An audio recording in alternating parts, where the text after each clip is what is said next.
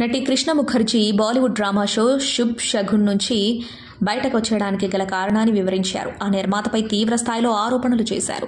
ప్రస్తుతం అవి వైరల్గా మారాయి. నెటిజన్లు ఆమెకు మద్దతిస్తున్నారు. ఆ నిర్మాత తనను వేధించాడని చెప్పినా ఆమె ఆ కారణంగా తాను తీవ్ర అనారోగ్యంతో బాధపడినట్లు ఇన్స్టా పోస్ట్లో వెల్లడించారు. ఇది రాస్తున్నప్పుడు నా చేతులు వణికాయి.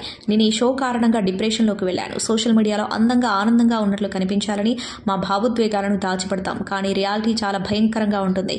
నా భావాలను ఎప్పుడూ బయటకు చెప్పే ధైర్యం చేయలేదు.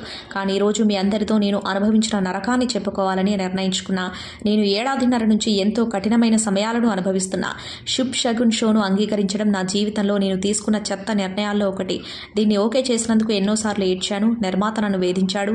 దుస్తులు మార్చుకుంటే ఎన్నోసార్లు తలుపులు కొట్టేవారు. అనారోగ్యంగా ఉందని చెప్పినందుకు ఒకరోజు మేకప్ రూమ్లో బంధించారు. నాకు రావాల్సిన డబ్బు కూడా ఇవ్వలేదు. 5 నెలలుగా ఒక్క రూపాయి చెల్లించలేదు. అందుకే షూటింగ్ చేయకూడదని నిర్ణయించుకున్నా. ఈ విషయంపై ఎన్నోసార్లు బెదిరించారు. న్యాయం చేయమని ఎంతో మందిని అడిగినా ఎవరూ స్పందించలేదు.